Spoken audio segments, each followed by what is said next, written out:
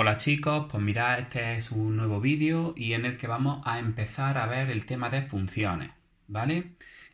Funciones hemos visto todos en segundo y tercero de la ESO, ¿vale? Entonces voy a recordar muy rápido la definición, primeras propiedades y vamos a intentar entrar pronto en materia, ¿vale? Mira, una función es una relación entre dos conjuntos de números, ¿vale? De manera que a cada número del primer conjunto le hace que corresponder un único número del segundo conjunto. Vamos a ver un par de ejemplos tontitos para entender bien el concepto, ¿vale? Imaginaros que tenemos un conjunto de números, ¿de acuerdo? Conjunto de números que podrían ser el 1, el 2, el 3, el 4 y el 5, ¿de acuerdo?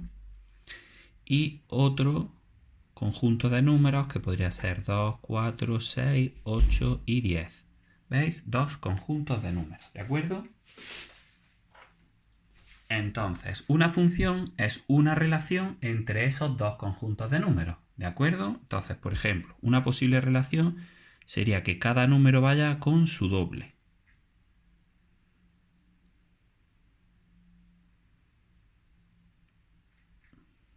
Así. Entonces yo relaciono cada número, ¿de acuerdo? Cada número con, en este ejemplo, esto es un ejemplo, no quiere decir que todas las funciones sean así. En este ejemplo, cada número va con su doble. Otra función será con el triple, otra función será con el cuadrado más 1 y otro será haciéndole el logaritmo neperiano, ¿de acuerdo? Pero esta relación es esta, que a estos 5 numeritos, que es el conjunto inicial, el conjunto que relaciono, lo relaciono con cada uno de estos numeritos del segundo conjunto, ¿de acuerdo? Entonces, al conjunto de números que esta función sabe relacionar, le vamos a llamar dominio de definición de la función o simplemente dominio, ¿de acuerdo? Y este conjunto debería llamarse codominio, pero no vamos a entrar en eso, ¿vale? Entonces, a la función habitualmente se le pone nombre y a las funciones se les pone f, habitualmente, de función, ¿vale? Y como hemos dicho, hay una cosa que no está permitida en las funciones, y es que, por ejemplo, el 5, además de estar relacionado con el 8, con el 10, perdón, también estuviese relacionado con el 8. Eso no está permitido. Que cada número esté relacionado con otros dos, eso no se permite. Lo que sí puede ser es que dos números lleguen al mismo. Por ejemplo, que el 4, en vez de estar relacionado con el 8, estuviese también relacionado con el 10, igual que el 5. ¿De acuerdo? Eso sí puede suceder. Puede suceder que dos números distintos, originales, lleguen al mismo. ¿Vale? Eso lo que se dice es que tengan la misma imagen. Eso sí puede suceder. Y se llama en ese caso que la función no es inyectiva. ¿De acuerdo? Pero bueno, esos son conceptos de los menos importantes. Mirad, cada vez que manejemos una función no vamos a dibujar conjuntitos y unirlos con flechas, sino que vamos a escribirlo de una forma simbólica. Es decir, ¿cómo vamos a escribir que la función a la que hemos llamado f relaciona el 1 con el 2? Pues eso lo vamos a escribir de esta manera. F de 1 es 2. ¿Vale? ¿Cómo escribiríamos que f de 2 es 4? Así, ¿veis? El 2 está relacionado con 4 mediante la función f, es decir, que f relaciona al 2 con el 4. F empareja al 2 con el 4. ¿De acuerdo? Por ejemplo, f de 4, ¿no? ¿Vale? Es 8. ¿De acuerdo?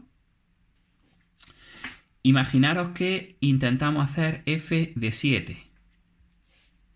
Pues me vengo aquí y como el 7 no está, digo no se puede hacer. Es decir, nunca podemos hacer f de un número que no esté en el dominio de definición de la función. ¿Vale? ¿Sí? Vale, entonces vamos a coger uno de los ejemplos, que es f de 3, que es igual a 6, ¿no? Y vamos a ver cómo se podría escribir esto. Esto se escribe de la siguiente manera. Esto se puede decir la imagen de 3 es 6, ¿vale? Bueno, habría que decir que la imagen de 3 mediante la función f es 6, pero bueno, eso es lo de menos, ¿vale? Y otra forma de decirlo es que f de 3 es 6 o es igual a 6. Mira, es muy importante recordar y reconocer que cuando trabajamos con cosas entre paréntesis, ¿no? Numeritos entre paréntesis o indeterminadas, eso se lee como de lo que sea, ¿vale? Entonces f de 3, ¿sí? Vale. Por otro lado, nosotros está claro que utilizar una función de solo 5 numeritos es una estupidez. ¿Para qué sirven las funciones? Sirven para relacionar variables, ¿no? Por ejemplo, la velocidad a la que voy relacionado con el tiempo que estoy tardando, ¿no? O el mes que estamos con el beneficio que tiene una empresa o cosas así. Entonces, las funciones son el elemento matemático que sirve para relacionar unas variables con otras. Pues relacionar dos variables solo de 5 elementitos es una estupidez, no sirve para nada, ¿no? O sirve para muy poco. Entonces, nosotros lo que vamos a trabajar son funciones que son de subconjuntos de números reales, en particular intervalos o uniones de intervalos. Entonces, está claro que tanto los intervalos como todos los números reales son conjuntos infinitos. No puedo ir haciendo flechita a flechita diciendo con quién van, ¿no?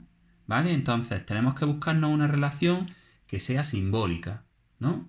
Entonces, por ejemplo, ¿qué hemos dicho aquí? Que esta función que hemos llamado f, ¿qué es lo que hacía? Que coge un número cualquiera, ¿no? Coge un número cualquiera, vamos a llamarlo a x, ¿no? ¿Y en quién lo transforma? En su doble, ¿no?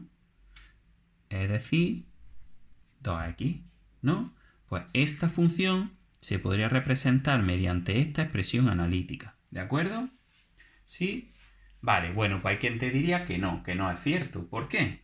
Porque esta función es verdad que cada número lo transforma en su doble, ¿no?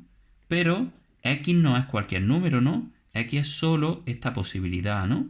Entonces habría que escribir esto, que x pertenece al conjunto formado por 1, 2, 3, 4 y 5. ¿De acuerdo?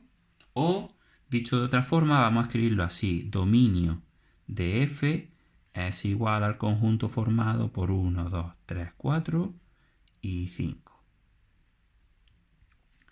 Entonces, esto debe de quedar claro. Una función no es solo una reglita que sirve para asignar un número a otro. Es también decir qué números son los que son posibles asignados, ¿vale? Por ejemplo, vamos a ver que nosotros ya esta parte, ¿vale? Nos la vamos a saltar. A nosotros directamente nos van a dar expresiones analíticas de este tipo. Entonces, dice uno, bueno, pues si me dan expresiones analíticas de este tipo, ¿cómo sé yo quién es el dominio? ¿No?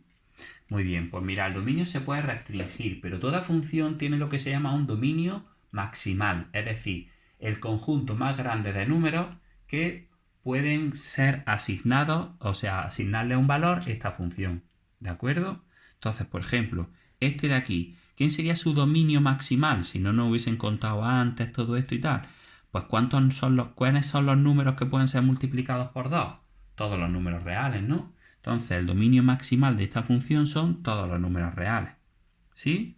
Sin embargo, si mi función fuese algo así como 3 partido x menos 1, perdón, vamos a llamarla g en vez de f, que f ya la había pillado, ¿no? Pues entonces, si yo intento hacer g de 0, esto es muy fácil porque sería hacer 3 partido 0 menos 1, y eso da menos 3, ¿no? Si yo intento hacer g de 2, pues eso queda 3 partido 2 menos 1, y eso da 3. Si intento hacer g de 4, eso queda 3 partido 4 menos 1, que es 3 entre 3, que es 1, ¿no? Veis que se puede ir sustituyendo la x por valores y obteniendo la imagen, ¿no? Esto sería una forma de leer que la imagen de 0 mediante g es menos 3, que la imagen de 2 es 3 y que la imagen de 4 es 1. ¿De acuerdo? Ahora, imaginaros que intento hacer g de 1. 3 partido 1 menos 1, y esto da 3 partido 0. No se puede, ¿vale? Como decía mi profesor Camilo, quien divida por 0 dividirá en septiembre. No se puede dividir entre 0, nunca, jamás, nunca. Entonces, ¿qué quiere decir? Que 1 nunca puede estar en el dominio de esta función. Por lo tanto, ¿quién es el dominio de esa función? Todos los reales salvo el 1. ¿De acuerdo? ¿Sí? Muy bien.